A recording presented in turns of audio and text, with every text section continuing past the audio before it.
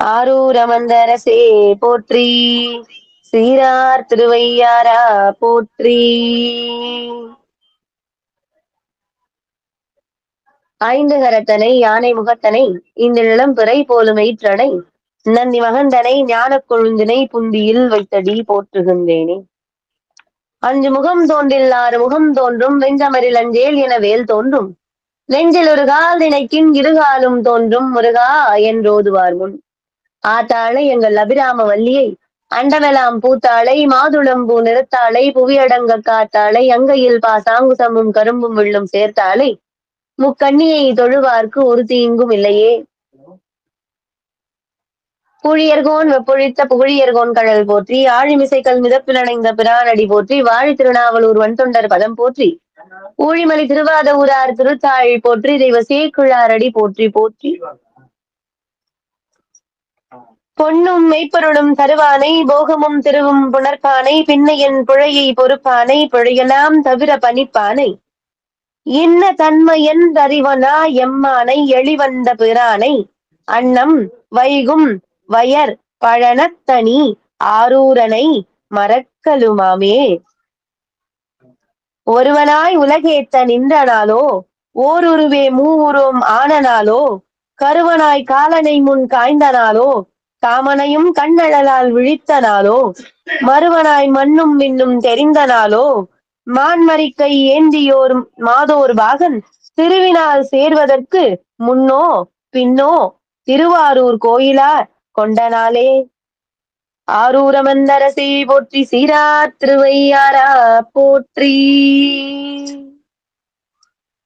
சைவத்தின் மேல் சமயம் வேறில்லை அதில் சார் சிவமாம் தெய்வத்தின் மேல் தெய்வம் இல்லை எனும் நான்மறை செம்பொருள் வாய்மை வைத்த சீர்திரு தேவாரமும் திருவாசகமும் உய்வைத் தரச் செய்த நால்வர் பொற்றால் எம் உயிர் துணையே. அழகான திரு ஆரூர் தியாகராஜர் லீலைகள் பார்த்துக்கிட்டு இருக்கோம். இறைவன் திருவருள் தான் அப்படின்னு சொல்லணும்.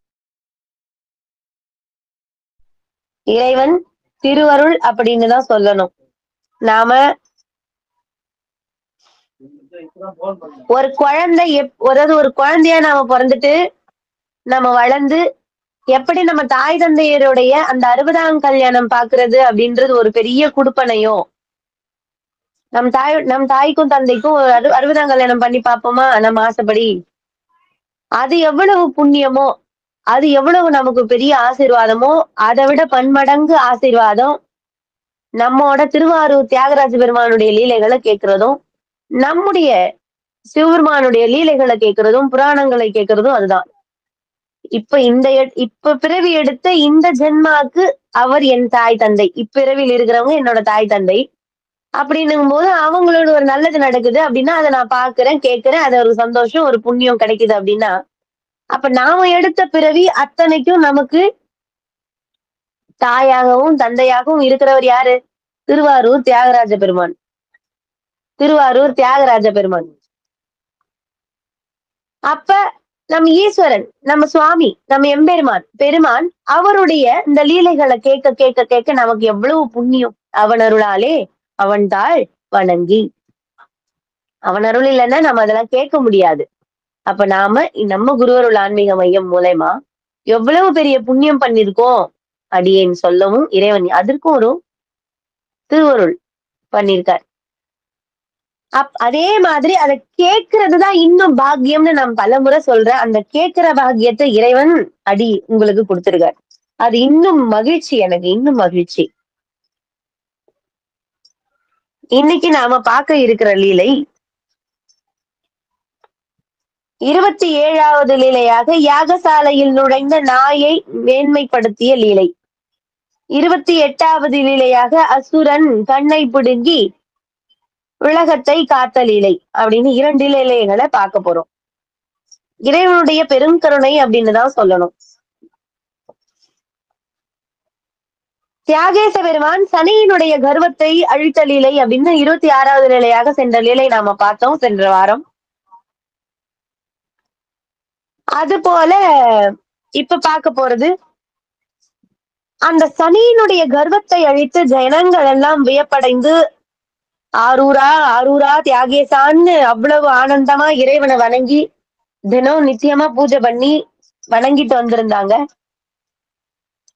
அவருடைய கருணையின் சிறப்பை என்ன சொல்றது? அப்ப சனியின் கர்வத்தை அழித்த இறைவன் ஆரூரன் தியாகேசன் அப்படின்னு இறைவனுக்கு பல நாமாக்களை சூடி கீர்த்தனமாகவே பாடி பரப்பி வந்தார்களாம் நம் அடியார்கள், திருவாரூர் வாழ் அடியார்கள். அப்படி இறைவனை வணங்கிக்கிட்டு இருக்கிற நேரத்துல பிருகு மகரிஷி அவருடைய கனவுல சுவாமி தோன்றார். தியாகேச பெருமான் கனவுல தோன்றி சொல்றார், இதே இங்கே நமது சன்னிதானத்தில் இந்த திருவாரூரில் அப்தோர் யாமம் அப்படின்ற அந்த யாகத்தை நீங்க செய்யணும் அப்படின்னு இறைவன் கட்டளை இடுறார், பணித்தார். அதனால் மனசு ரொம்ப சந்தோஷமாயிட்டது அவருக்கு, மகரிஷிக்கு. ஏன்னா தேவரும் மூவரும் அறியாத திருவடி, 33 தேவர்கள் தேடுறாங்க, சுவாமி தெரியல. யாராரோ தேடுறாங்க, அவங்களுக்கெல்லாம் தெரியாத இறைவன் இந்த அற்ப மானிடன் அப்படின்னு நினைக்கிறார் பிருகு மகரிஷி. பிருகு மகரிஷி நினைக்கிறார், அவர் நமக்கு இறைவன் கனவில் தோன்றி காட்சி கொடுக்கிறாரே, அப்ப நாம் செய்த புண்ணியம், இறைவனுடைய திருவருள் புண்ணியம்னு அவர் நினைக்கல, நமக்கு இறைவன் தந்த திருவருள் அப்படின்னு நினைச்சுக்கிறார். அப்ப சுவாமி என்ன சொல்றார், இந்த மாதிரி அப்தோர் யாமம் அப்படின்னு அந்த யாகத்தை வளர்த்து அப்படின்னு சொல்றாரு. அந்த யாமம் அப்படின்னா என்னன்னு பார்ப்போம். அப்தோர் யாமம்னா சப்த சோம்யங்கள் அப்படின்னு பேரு. அந்த யாகத்துக்கு இந்த அத்தனை யாகங்களும் செய்யற பலன் இந்த அப்தோர் யாமம் செய்யறதுல கிடைக்கும். அப்படியே சப்த சோம யஜ்ஞங்கள் அப்படின்னா என்ன அப்படின்னு கேட்டீங்கன்னா, அக்னிஷ்டோமம், அத்யக்னிஷ்டோமம், உத்யக்னம், சோடசி, வாஜபேயம், அதிராத்திரம், அப்தோர்யாமம் அப்படின்னு 7 யஜ்ஞங்கள் உண்டு. அந்த யஜ்ஞங்கள்ல இந்த அப்தோர்யாமம் அப்படின்றது அந்த யாகம் வந்து மிக மிக சிறப்பான யாகம். திருவாரூர்ல இறைவனுடைய பெருமையை மேலும் பறைசாற்றக்கூடியதாகவும், இறைவனுக்கு மென்மேல் பல சக்திகள் இன்னும் அந்த கோவில்ல ஒரு நல்ல வைப்ரேஷன் அப்படின்னு சொல்லணும். அந்த அளவுக்கு நமக்கு அந்த கோவிலுக்குள்ள நுழையும் போதே, அந்த ஊருக்குள்ள கால் வைக்கும் போதே, நம்ம அந்த ஊருக்குள்ள கால் வைக்கும் போதே நம்ம மனசு என்ன ஆகும், ஒரு சந்தோஷமான நிலைய அடையும். நம் மனசு ஒரு சந்தோஷமான நிலைய அடையும். அந்த அளவுக்கு இறைவனுக்கு அந்த இடத்துல சக்தி பெருகும். ஒவ்வொரு யாகங்களும் ஒவ்வொரு, இப்ப ஊர்ல எல்லாம் பாத்தீங்கன்னா அந்த காலத்துல மகரிஷிகள் எல்லாமே வீட்டுல கூட சரி, நம்ம என்ன பண்ணுவோம், ஒரு புது வீடா புதுமனை புகு விழா வச்சு யாமம் கணபதி ஹோமம் பண்ணுவோம் இல்லையா? ஒரு கோவிலா அந்த கும்பாபிஷேகம் பண்ணுவோம், அங்க யாகம் வளர்த்துவாங்க, ஹோமம் பண்ணுவாங்க இல்லையா? இதெல்லாம் நமக்காக, இந்த ஹோமம் பண்றதுலயே யாகம் வளர்த்துறதுல நமக்காக நாம நல்லா இருக்கணும்னு பண்றது ஒரு பங்கு, உலகமே நல்லா இருக்கணும் சேமமா இருக்கணும்னு பண்றது இன்னொரு பங்கு. அப்படி உலகம் சேமத்துக்காக தான் இறைவன் இப்படி ஒரு காரியத்தை சொல்ற. ஏன் சுவாமி தானே, அவர் பாத்துக்க மாட்டாரா? அதுக்கு ஏன் நாம யாகம் வளர்த்தணும், இதை பண்ணணும் அதை பண்ணணும் அப்படின்னு கேட்டா, பஞ்சாட்சரத்துக்கு மிஞ்சின மந்திரம் கிடையாது, அது நமக்கு எல்லாருக்கும் தெரியும். ஆனாலும் ஒரு சில மந்திரங்கள் வந்து உச்சாடனம் பண்ண பண்ண பண்ண அது அதோடைய சக்தி பெருசா இருக்கும். நம்மோட குருவருள் ஆன்மீக மையத்துல பாருங்க, தியானம் பண்றதுக்குன்னு தனியா மந்திரங்கள் கொடுத்திருப்பாரு ஐயா. இத சொல்லிக்கிட்டே பண்ணுங்க, யாகம் இத சொல்லிக்கிட்டே தியானம் பண்ணுங்க அப்படின்னு. அப்ப அந்த மந்திர வார்த்தைகள் திரும்ப திரும்ப திரும்ப மந்திர வார்த்தைகள் சொல்ல அந்த ஒரு சக்தி பெற்று அப்படி முழு பலன் கிடைக்கும். அதுதான் யாகம் வளர்த்துறது, ஓமம் வளர்த்துறது இல்லை. அப்படி தனிப்பட்ட முறையை இறைவன் தனக்கே வந்து ஒரு காட்சி கொடுத்து, கனவுல காட்சி கொடுத்து சுவாமி சொல்றாருன்னு அந்த ரொம்ப மகிழ்ச்சி, அளவில்லாத மகிழ்ச்சி. எப்படி நம்ம ஒரு வகுப்பறையில ஒரு 10 பேர் 10 மாணாக்கர் உட்கார்ந்துருக்கோம்னா, ஒரு 100 பேர் உட்கார்ந்துருப்போம் ஒரு வகுப்புக்கு. அந்த ஆசிரியர் வந்து திடீர்னு ஒரு கொஸ்டின் கேட்பாரு. இதுக்கு பதில் சொல்லுப்பா, இந்த கேள்விக்கு பதில் சொல்லு. இது என்ன? சொல்லிட்டு ஒரு கேள்வி அப்ப பதில் தெரிஞ்சவனா இருந்தா ரொம்ப சந்தோஷப்படுவோம். சார் இன்னைக்கு நம்ம கேள்வி கேட்டார். சார் இன்னைக்கு நமக்கு தான் ஒரு வாய்ப்பு கொடுத்தார் அப்படின்னு அவன் எவ்வளவு மகிழ்ச்சியா இருவானோ, அந்த மகிழ்ச்சி அவர் தன் ஒரு மகரிஷி, ஒரு முற்றும் துறந்த ஞானி அப்படின்றத கூட மறந்து ஒரு அளவில்லாத சந்தோஷம். இறைவன் நமக்கு இந்த வாய்ப்பு கொடுத்திருக்காரா? அப்படின்ற அளவுக்கு அந்த மகிழ்ச்சி அவர் மனசுல முழுசா இருக்கு. அப்ப என்ன பண்றார்? இறைவனுடைய கட்டளையை நாம நிறைவேற்றணும் அப்படின்னு நினைச்சவர் அத்ரி மகரிஷி, பிருகுஸ்தர் மகரிஷி, வசிஷ்டர், தௌமியர், பாரத்வஜர், வியாசர், சுகர், பராசரர் அப்படின்னு இத்தனை அருந்தவ முனிவர்களையும் வர வச்சு இத்தனை பேரையும் வர வைக்கிறார். அவங்களுக்கெல்லாம் தனித்தனி ஆசனம் அவங்களுக்கு அமைச்சு எங்க திருவாரூர்ல ஆசனங்கள் கொடுத்து அவங்கள முறைப்படி வரவேற்று ஆசனங்கள் தந்து அமர வைத்து அப்ப பேசுறாங்க. ஒரு குழு மாதிரி பேசுறாங்க. பேசி இந்த மாதிரி இறைவன் அடியேனுடைய கனவில் வந்து பரம்பொருள் இவ்வாறாக சொன்னார். அப்தோரியாமும் செய்ய சொல்லியிருக்கார் சுவாமி அப்படின்னு. இதுக்கு நீங்க தான் எனக்கு துணையா நிற்கணும் அப்படின்னு இறைவன் ஒரு கட்டளை இட்டதாக அந்த மகரிஷிகள் மற்ற மகரிஷிகளுக்கும் அவர் சொல்றார். யார்? பிருகு மகரிஷி. அப்படி சொல்லும் போது அவங்களுக்கும் எல்லையில்லாத ஆனந்தம். திருவாரூரில் விளங்கும் அதே கமலாலய கரையில அந்த கமலாலயம் குளக்கரையில அந்த அப்தோரியாமம் பண்ணணும், அந்த மகா யாகத்தை பண்ணணும் அப்படின்னு நினைச்சவங்க எல்லாத்தையும் தயார் பண்றாங்க. சரி, பிரிச்சுக்கிறாங்க ஆளுக்கு ஒண்ணா. இதை நீங்க எடுத்துக்கோங்க, இதை நான் பண்றேன் அப்படின்னு ஆளுக்குள்ள. இப்போ ஒரு வேலை பாக்குறோம் அப்படின்னா ஒருத்தரே போய் அந்த வேலை பார்த்தோம்னா அந்த வேலை சீக்கிரமா முடியாது. இதே ஒரு 4 பேர் நம்ம அந்த வேலையை பிரிச்சுட்டோம்னா 1 மணி நேரத்துல ஆகுற வேலை 15 நிமிஷத்துல ஆயிடும். ஏன்னா 4 பேருக்கு பிரிச்சு குடிச்சாச்சு இல்லையா? அந்த மாதிரி இத்தனை மகரிஷிகளும் அவர்கிட்ட இருந்து நாங்க இதை பண்றோம் அப்படி பண்றோம் அப்படின்னு சொல்லிட்டு அவங்க தனித்தனியா அதை எடுத்துக்கிறாங்க. அந்த யாக கல்பத்தில் உள்ளபடி எல்லா மந்திரங்களையும் தந்திரங்களையும் குறைவின்றி மகரிஷிகள்லாம் நடத்த ஆரம்பிக்கிறாங்க. ஏன்னா ஒரு விஷயம் பண்றோம், ஒரு காரியம் பண்றோம் அப்படின்னா அதை சரிவர பண்ணணும் இல்லையா? ஒரு யாகம் வளர்த்தணும்னா முதல்ல கணபதி ஹோமம், அதாவது கணபதிக்கு முழு முதற் கடவுளான பிள்ளையாருக்கு மஞ்சள்ல விநாயகர் பிடிச்சு வைக்கணும். அந்த ஒரு இதுதான் முறைன்னு அப்படின்னு ஒண்ணு இருக்கு இல்லையா? அதுபடி சரிவர பண்ணணும். இதுதான் இந்த பொருள் இங்கதான்னா இது இதுக்குதான். இந்த 3வது யாக குண்டத்துக்கு இதுதான் வைக்கணும்னா அதுதான் வைக்கணும்.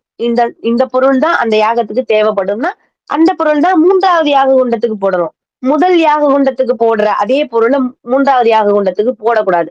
அந்த மாதிரி அவங்களுக்குள்ள அதை பிரிச்சுக்கிறாங்க. இதை நாம பண்ணணும், இதை நாம பண்ணக்கூடாது, இதெல்லாம் சரிவர பார்த்துக்கணும் அப்படின்னு தனித்தனியா அவங்க தயாராகுறாங்க. சில ரிஷிகள்லாம் பூர்வாசாலையில பிரவேசிச்சு அந்த குண்ட விதானங்கள் எல்லாம் சரி பாக்குறாங்க. எப்படி இருக்கு, அதாவது அந்த யாக குண்டம் எப்படி இருக்கு, எந்த முறையில அதை தயார் பண்ணிருக்காங்க, அது சரியா இருக்குமா? இப்ப நாம இவ்வளவு பெரிய யாகம் வளர்த்த போறோம், ஒரு வேள்வி வந்து மகா யாகம் அப்படின்னா திருவாசகம் முழுதுமா முற்றோதல் ஒரு இடத்துல உட்கார்ந்து பண்றதே ஒரு பெரிய யாகம் இல்லையா? அது யாகத்துக்கு ஈக்குவலா ஒரு யாகம் பண்றாங்க.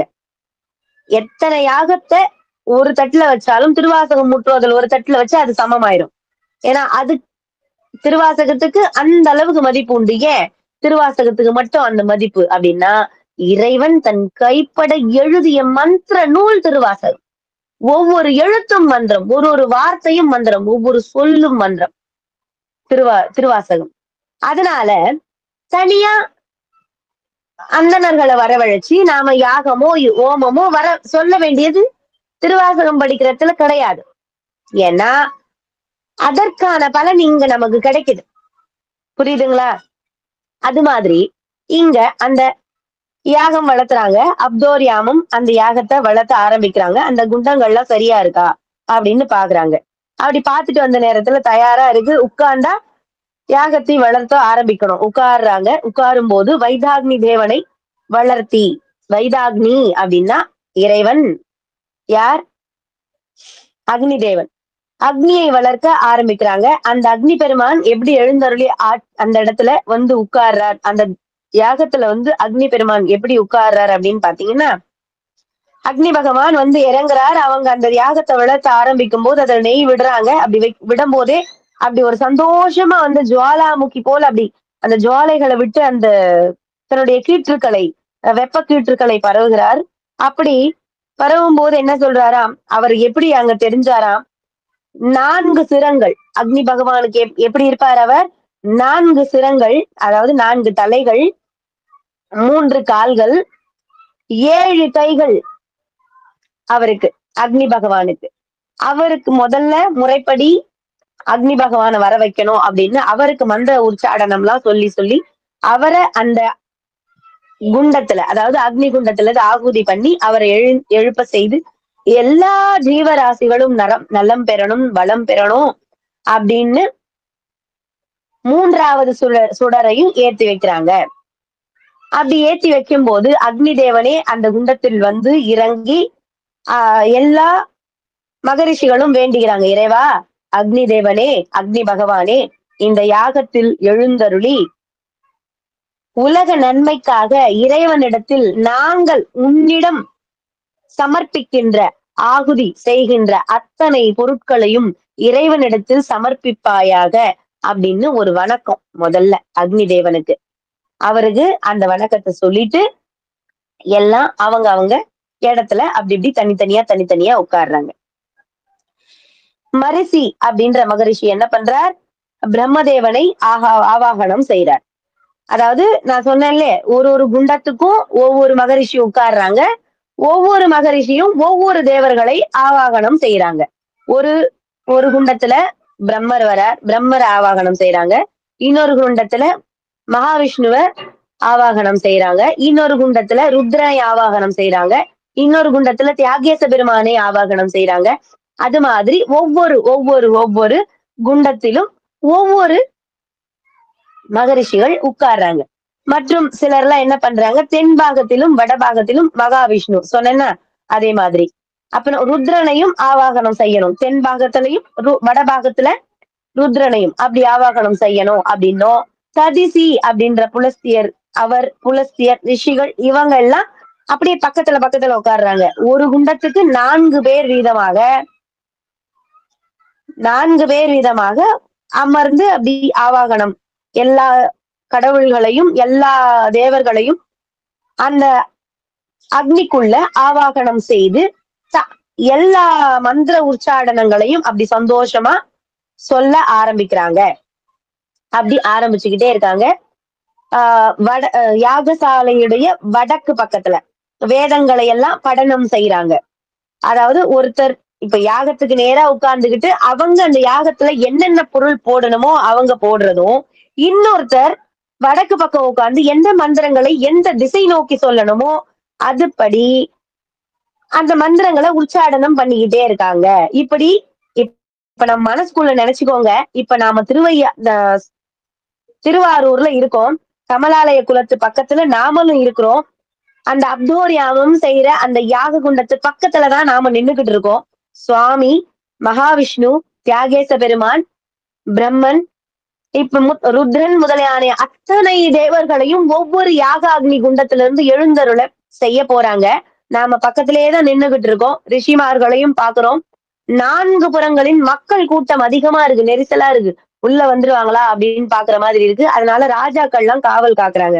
சோழ ராஜாக்கள்லாம் 4 புறங்களும் 4 ராஜாக்கள்லாம் காவல் காத்துக்கிட்டு இருக்காங்க. அப்படி காவல் காத்துக்கிட்டு இருக்கும்போது அந்த யாக குண்ட அந்த பர்ணசாலை, அந்த சாலை தான் அந்த ஒரு அந்த அமைப்பை தாண்டி மக்கள் எல்லாம் பாத்துக்கிட்டு இருக்காங்க. இது என்ன, இது நம்ம திருவாரூர்ல நடக்குதா? நம்ம திருவாரூர்ல இப்படி ஒரு யாகம் வளர்த்துறாங்களா? பார்க்கவே அப்படியே தேவலோகம் மாதிரி தெரியுதே. நறுமணமான வாசனைகள்லாம் வர்றதே. ஏன்னா வர்றவங்கள்லாம் சுவாமி, வர்றவங்கள்லாம் இறைவன்கள், அதாவது கடவுள்கள்லாம் வர்றாங்க அப்படின்னா அந்த இடத்துல எப்படி இருக்கும்? மனமா தானே இருக்கும். அவங்க எல்லாமே யோசிக்கிறாங்க, நம்ம திருவாரூரா, நம்ம சுவாமி நம்ம கோவில்ல தான் இதெல்லாம் பண்றாங்களா? நம்ம ஊர்ல தான் இதெல்லாம் பண்றாங்களா? அப்படின்னு திருவாரூர்ல இருக்கிற எல்லாருமே ஆச்சரியப்பட்டு போற அளவுக்கு அந்த இடத்துல யாகம் நடந்துகிட்டு இருக்கு. மந்திர உற்சாடங்கள் நடக்க, நடக்க, நடக்க, நடக்க ஒரு உச்ச கட்டத்துல அந்த பூஜைகள் நடக்க ஆரம்பிக்குது. வேத பாடம், மந்திர உச்சாடனம் அப்படின்னு இது எல்லாமே அப்படி பண்ணிக்கிட்டே வர்றாங்க. அப்பதான் ஆகாய மார்க்கமாக திரிசரஸ் அப்படின்ற ஒரு அசுரன் அந்த கமலாலய குளத்துல அந்த கரையில பக்கமா பாக்குறான். என்ன இது? என்ன ஒரு புகை மூட்டமா காட்டுது? என்ன இது வெறும் புகையாவே இருக்கு? அப்படின்னு தேடினவன் அந்த இடத்துல என்ன இருக்கு? புகை மூட்டமா காணப்படுதே. சரி நாம வேற உருவம் எடுத்து போவோம் அப்படின்னு ஆகாய மார்க்கமா வந்தவன் தரை இறங்கி திருவாரூர் குளக்கரையில நின்னு ஒரு நாயுடைய உருவம் எடுத்து அந்த யாக குண்டத்துக்குள்ள போயிரணும் அப்படின்னு நினைச்சவன் அப்படி உள்ள போகும்போது அந்த உட்கார்ந்து இருந்த மகரிஷிகளுடைய கண்களை மறைச்சிட்டான். ஏன்னா அரக்கர்களுக்கு அந்த மாயத்தன்மை உண்டு இல்லையா? அப்படி இருக்கும்போது அவங்க கண்ணை ஒரு ஒரு க்ஷணம் அப்படி மறைச்ச நேரத்துல ஒரு க்ஷணம் கூட கிடையாது. 5, 6 க்ஷண காலத்துல அப்படி மறைச்ச நேரத்துல இவங்களுக்கு ஒரு மயக்கம் போல ஆயிருச்சு. மந்திரம் சொல்லியிருந்தவங்க எல்லாம் அப்படியே ஒரு ஸ்டாச்சு போல ஒரு அப்படி பொம்மை போல நின்னுட்டாங்க. என்ன எதிர்ல நடக்குதுன்னு தெரியாம அப்படி நின்னவங்கலாம் அந்தணர்கள்லாம் அப்படி உட்கார்ந்துகிட்டு இருந்தாங்க. ராஜாக்கள்லாம் அந்த 4 வாயர்களை காவல் காத்துக்கிட்டு இருக்காங்க. இவங்க எல்லாரையுமே அவங்க கண்ணுல எல்லாம் அந்த மாயையை தூவிட்டு அந்த அரக்கன் திடீர்னு ஒரு யாகசாலை நடுவுல ஒரு நாய் திடீர்னு வந்தா எப்படி இருக்கும்? நாய் வரக்கூடாதுன்னு சொல்லுவாங்க. திடீர்னு அந்த நாய் வந்துருச்சு. நாய் என்ன பண்ணும்? கரெக்ட்டா ஆஹ் அபச்சாரம் பண்ணிடும். போயிட்டு அந்த இடத்துல ஒரு தட்டி விட்டுரும். இல்லையோ ஒரு எண்ணமோ ஒரு மலம் கழிக்கமோ ஏதோ ஒண்ணு பண்ணிடும். சிறுநீரோ எங்கேயோ போய் கழிச்சிருச்சுன்னா, இவ்வளவு புனிதமா இருக்கிற இடத்துல இதெல்லாம் ஒரு இதுவாயிடும். இந்த நாய் மட்டும் நல்லா பாத்துக்கோங்க. அடியேன் மட்டும் ஒரு சில விஷயங்கள் சொல்றேன். மனிதர்களாக இருக்கட்டும், ஆஹ் தன்னுடைய வளர்ப்பு பிராணிகளாக கூட இருக்கட்டும். எந்த சின்ன கோவிலா இருந்தாலும் சரி, ஒரு பெரிய கோவிலா இருந்தாலும் சரி, அந்த மனிதர்களாக இருந்தாலும் சரி, நல்லா ஞாபகம் வச்சுக்கோங்க. ஏன் நான் இப்படி சொல்றேன்னு கேட்டுக்கோங்க. சின்ன கோவிலா இருந்தாலும் சரி, பெரிய கோவிலாக இருந்தாலும் சரி, மனிதர்களாக இருந்தாலும் சரி, ஒரு நம்ம வளர்ப்பு பிராணிகளாக இருந்தாலும் சரி, அந்த மதில் சுவத்து மேல கோவிலுக்கு மதில் சுவர்ன்னு ஒண்ணு இருக்கும். அந்த மதில் சுவத்து மேல சிறுநீர் கழிச்சா அடுத்த பிறவி 4 கால் ஒரு வாலோட பிறக்கணும். எழுதி வச்சுக்கோங்க. அடுத்த பிறவி 4 கால் ஒரு வால். அது என்ன பிறவின்னு நமக்கு தெரியாது. இறைவனுக்கு தான் தெரியும். இது அடியேன்னு சொல்லல. சுந்தரம் ஐயா சொல்லியிருக்கார். ஏன்னா அந்த கோவில் அப்படின்ற ஒரு இடம் வந்து புனிதமானது. நாம என்ன பண்ணுவோம்? நம்ம பெட் டாக் அந்த பூனைக்குட்டி எவ்வளவு போயிட்டு இருப்போம். வாக்கிங் போயிட்டு இருப்போம் கூட கூட்டிட்டு. அதுக்கு திடீர்னு அந்த மாதிரி வந்துரும். உடனே என்ன பண்ணிடும்? அது அடிப்போம் அப்படின்ற மாதிரி சின்ன கோவிலா இருந்தாலும் அது அங்க போயிடும். மனுஷங்களே அப்படிதான் நிறைய. சொல்லுங்க. அந்த அத மாத்திக்கோங்க. இல்ல நான் மனுஷன்தான். என்ன போய் என்ன பண்ண போகுது? அப்படின்னு நினைச்சா அரசன் அன்று கொள்வான், தெய்வம் நின்று கொள்ளும். அடுத்த பிறவின்னு ஒண்ணு கிடைச்சா நீங்க முடிவு பண்ணிக்கோங்க. அடுத்த பிறவி 4 கால் ஒரு வாளோட கண்டிப்பா பிறக்கணும். ஏன்னா அரிதரிது மானிடராதல் அரிது. இன்னும் சைவ சித்தாந்தப்படி பாத்தீங்கன்னா 82 லட்சம் பிறவிகள் எடுக்கணுமா ஒரு மனுஷ பிறவி வந்து முடிச்சிருச்சுன்னா. தாய்மனோர் சுவாமி சொல்றார், இப்பிறவி தப்பினால் எப்பிறவி வாய்க்குமோ அப்படின்னு சுவாமி சொல்றார். அப்ப நாம இந்த பிறவியில இந்த திருவாசகத்தையும் தேவாரத்தையும் சுவாமியுடைய லீலைகளையும் புராணங்களையும் கேட்க தவறிட்டோம், இதெல்லாம் பார்க்க தவறிட்டோம் அப்படின்னா அப்ப நாம இன்னும் எத்தனை பிறவி எடுக்கணும்? நம்ம பார்ப்போம் நிறைய பேர் நம்ம கண் முன்னாடி நல்லாதானே இருக்காங்க. அவங்க எல்லாம் யார் தேவாரம் படிக்கிறா? யார் திருவாசகம் படிக்கிறா? நல்லதானே மனுஷனா இருக்கிறான். மனுஷன் குணத்தால மனுஷனா இருப்பான். பாக்குறதுக்கு மனுஷனா இருப்பான். குணத்தால யோசிச்சு பாருங்க. 4 கால் ஒரு வால் தான் இருக்காது அவனுக்கு. சரியா? அந்த மாதிரி இறைவனுடைய திருவருள். நான் சொல்றது இறைவனுடைய திருவருள். அந்த நமக்கு கொடுத்த அழகான பிறவி, நமக்கு கொடுத்த அழகான மொழி, நம்ம தமிழ் மொழி, திருவாசகமும் தேவாரமும் பாடுவோம். அவனுக்கே நம்ம சமர்ப்பணம் பண்ணிக்கிட்டு, இல்லம்மா எனக்கு திருவாசகம் தேவாரம்லாம் படிக்க தெரியாதும்மா. தமிழே தெரியாதும்மா. சிவாய நமன்ற வார்த்தை தெரியுமே. சிவசிவான்னு சொல்ல வருமே. எல்லா மொழியிலுமே வருமே. அவனுக்காகவே போய் அவன் கேட்கிறதெல்லாம் அன்பு மட்டும் தானே. அந்த அன்பு குடுத்து அவன் பாதத்தை சரணாகதி அடையாத வரை நமக்கு பிறவி மோட்சம் கிடையாது. திரும்ப திரும்ப திரும்ப தாயோட வயித்துக்குள்ளதான் வந்து பிறந்துகிட்டே தான் இருக்கணும். போதும் நமக்கு இந்த பிறவிக்கு குடுத்திருக்கிற ஒரு தாய், ஒரு தந்தை போதும்னு நினைக்கிறவங்க, இறைவனை பற்றிக் கொள்ளுங்கள் அன்போட. அந்த அன்பு சரணாகதியாக மாறணும். அப்படி மாறுற பட்சத்துல கண்டிப்பா நமக்கு பிறவி கிடையாது. சிவாய நம, சிவாய நம, சிவாய நம, சிவாய நம, சிவாய நம, நம சிவாயன்னு சொல்லி சொல்லி சொல்லி இறக்குற தருவாயில் கூட ஒரு வார்த்தை வாயில் வருமாகில், சிவாய நமன்னு வார்த்தை வாயில வந்துருச்சுன்னா அப்ப நமக்கு பிறவி இல்லை. ஒருத்தர் இருந்தானா அப்படிதான். ஒருத்தன் பஞ்சமா பாதகங்களையும் செய்வானாம். நல்லவனே கிடையாது. கஞ்சம். வீட்டுல இருக்கிறவங்களுக்கு கூட 10 ரூபாய் கொடுக்க மாட்டான்ற அளவுக்கு கஞ்சம். ரொம்ப கெட்டவன். எல்லா கெட்ட குணங்களும் உண்டு. இவனா இவனா பாவி மாபாவி அப்படின்ற அளவுக்கு அவன் கெட்டவன். வயசாயிடுச்சு, உயிர் போற நிலை வந்துருச்சு. உயிர் போற நிலை வந்த உடனே வர்றாங்க, எல்லாரும் வர்றாங்க. பொண்ணு புள்ள எல்லாம் வர்றாங்க. அப்பா என்னப்பா ஆச்சு? ஆஹ் தெரியல. வார்த்தை வரல. தெரியலன்னு கூட இல்ல, வாயில வார்த்தை வரல. அப்ப ஆஹ் ஓடி வரா பொண்ணு வரா. பொண்ணு வந்து, அப்பா இவன் யாருன்னு தெரியுதா? இவன் என் புள்ள. இவன் பேர் என்னன்னு சொல்லு பாக்கலாம். இவன் என் பேர் என்ன? அதுக்குதான் உயிர் போற நேரத்துல எல்லாம் இந்த பேரன் பேத்திகள்லாம் சாமியுடைய பேர் வச்சு அந்த காலத்துல கூட்டிட்டு வந்து அப்படி காட்டுவாங்க. இவன் பேர் என்ன? இவன் யாருன்னு சொல்லுப்பா பாக்கலாம் அப்படின் போது அவனுக்கு உயிர் போகும்போது, அந்த கஞ்சமகா பிரபுக்கு உயிர் போகும்போது, அந்த பாவிக்கு உயிர் போகிற நிலையில அந்த பேரனை பார்த்துட்டு அவன் சொன்னானா நமச்சிவாயம்னு சொன்னானா. என்ன சொன்னா? நமச்சிவாயம் அப்படின்னு சொன்னானோ. அந்த சொன்ன ஒரு வார்த்தை உயிர் போயிருச்சு. சொன்னது பஞ்சாட்சரம். அவன் பேரன் பேர் சொன்னானோ, என்ன நினைச்சு சொன்னானோ, வாயிலிருந்து வந்தது பஞ்சாட்சரம். அப்ப யமதூதர்கள் வந்து நிக்கிறா. 2 பேர் வந்து நின்னுகிட்டு இருக்காங்க.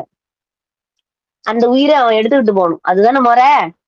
அவன் எடுத்துட்டு போறதுக்கு நிக்கும் முன்னாடியே நம்ம பூதகணங்கள், சிவபூதகணங்கள் 2 பேர் அந்த நமச்சிவாயன்னு சொல்லி உயிர் போச்சு இல்ல, அந்த இடத்துல பூதகணங்கள் வந்து நிக்கிறாங்க 2 பேர். அப்ப இவங்களுக்குள்ள தகராறு ஆகுது, சண்டை ஆகுது. இல்ல எங்க யமதர்மராஜா சொல்லிட்டாரு, நாங்க தான் இந்த உயிரை எடுத்துட்டு போனோம், நரகத்துக்கு எடுத்துட்டு போனோம், இவன் பாவி பஞ்சமா பாதகங்களை செஞ்சவன் அப்படின்னு சொல்ற. அப்படி சொல்லும் போது கிடையவே கிடையாது, இவன் புண்ணிய ஆத்மா, நாங்க தான் எடுத்துட்டு போவோம் அப்படின்னு நம்ம பூதகணங்கள் சொல்றாங்க. பூதகணங்கள் ஒரே மிதி அவங்கள. மிதிச்ச மிதியில யாரு? யமதூதர்கள் கீழே விழுந்துட்டாங்க. விழுந்த உடனே இந்த உயிர் எடுத்துக்கிட்டு அவங்க போறாங்க. எங்க? சிவலோகம் நோக்கி போய்கிட்டே இருக்காங்க. அப்ப யம தர்மராஜா கிட்ட போயிட்டு இவங்க சொல்லிடுறாங்க, சாமி யம தர்மராஜா இந்த மாதிரி அவங்க அந்த உயிரை அவங்கள எடுத்துட்டு போறாங்க, சிவலோகத்துக்கு எடுத்துட்டு போறாங்க.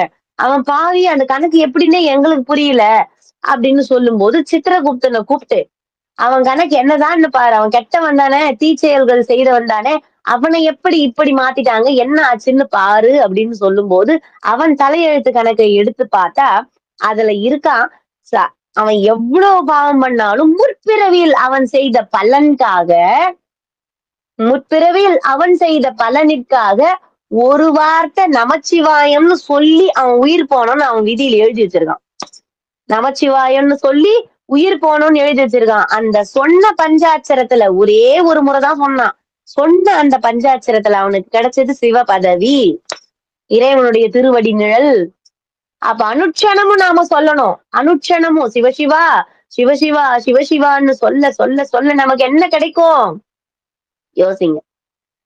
அப்ப நாம கோவில்களை எப்படி வச்சுக்கணும்? சுத்தமா வச்சுக்கணும்னா, சின்ன கோவில் தானே, அதை அசுத்தம் பண்ண கூடாது. சிவலிங்கம் மட்டும் தானே கிடக்குது, விடு. இன்னைக்கு பெருக்கி தரலன்னா பரவாயில்ல, நாளைக்கு பண்ணிக்கலாம். பண்ணாதீங்க. ஒரு விளக்கு ஏத்தி வைங்க, புண்ணியம் கிடைக்கும்.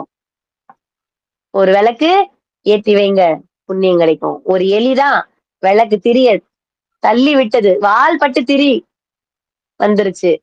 அப்ப மகாராஜாவா பிறந்துச்சு அடுத்த பிறவியில. முசுகுந்த சக்கரவர்த்தி எப்படி வந்தார்?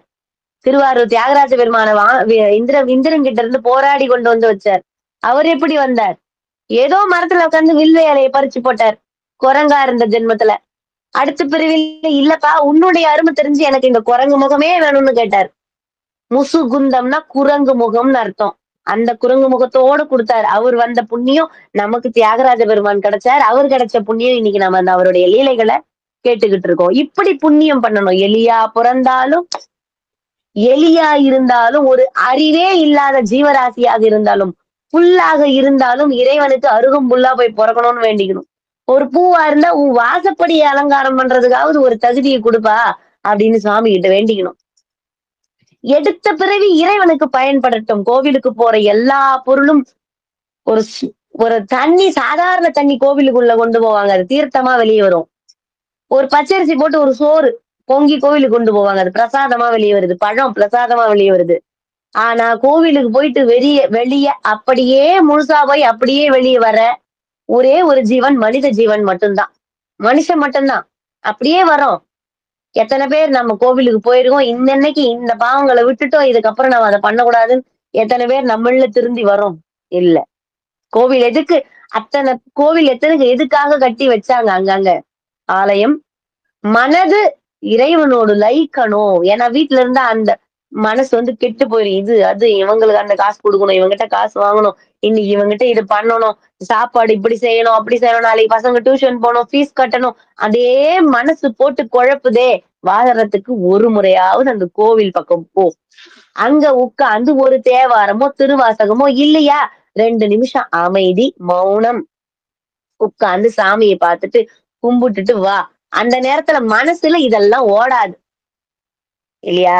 ஓடாது. அதுக்காக இந்த கோவில சுத்தமா பாத்துக்கணும். உழவார பணி எல்லாமே உழவார பணி. ஒரு குப்பையை எடுத்து போடுறியா உழவார பணி. சுத்தமா பாத்துக்கோங்க கோவில. அசுத்தம் செய்யக்கூடாது. ஞாபகம் வச்சுக்கோங்க. கோவில் அசுத்தம் செஞ்சா அடுத்த பிறவி நமக்கு எப்படி கிடைக்கும்? 4 கால் ஒரு வால். ஞாபகம் வச்சுக்கோங்க. கோவில சுத்தமா பாத்துக்கணும். பெரிய கோவிலோ, சின்ன கோவிலோ ஏதோ ஒரு கோவில் நமக்கு சுவாமி கொடுத்த பொக்கிஷம் அது. நமக்கு இறைவன் கொடுத்த பொக்கிஷம். நீங்க 12 திருமுறை வச்சிருக்கீங்க. என்கிட்ட திருவாசகம் மட்டும்தாம்மா இருக்கு. 12 திருமுறையும் திருவாசகம் எல்லாம் ஒண்ணுதாம்மா. இறைவன் அது நமக்கு எது வந்து சேரணும்னு சுவாமி நினைக்கிறாரோ அது நம்ம கை கிடைக்கும். அதை பொக்கிஷமா வச்சு பாதுகாத்துக்கணும். அதே போலதான் அந்த யாகத்துல அத்தோரியாமம் அந்த யாகம் பண்ணும்போது அந்த யாகத்துக்கு நடுவுல வர்றது நாய். அந்த நாய் யார்? திரிசரஸ் அப்படின்ற அரக்கன். அந்த அப்தோரியாமத்துக்கு நடுவுல வந்துடுறான். அந்த அந்தணர்கள்லாம் சுத்தி உட்கார்ந்து இருக்கும்போது அவனுடைய அசுர மாயையை பயன்படுத்தி ஒரு 3-4 க்ஷண காலங்கள் அவங்கள மாயையில ஆழ்த்தி யாக குண்டத்துக்கு நடுவுல வந்து நின்னுடுறான். அப்ப உடனே தெளிச்ச உடனே அந்தணர்கள்லாம் மகரிஷிகள்லாம் பயப்படுறாங்க.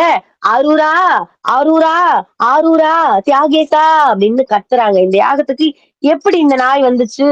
இது ராட்சசனோ மாயாவியோ அசுரனோ அப்படின்னு அவங்க பயப்படுற மாத்திரத்துல ஆரூரா தியாகேசா யாகம் எல்லாம் முடியிற தருவாய் வரப்போகுதே, இது அபச்சாரமா ஆயிடுமே சுவாமி அப்படின்னு அவங்க கத்துறதுக்குள்ள சுவாமி அரை வினாடியில இறைவன் தியாகேச பெருமான் தியாகத்தையே வடிவமாக கொண்ட கமலநாதன் என்ன பண்றார்?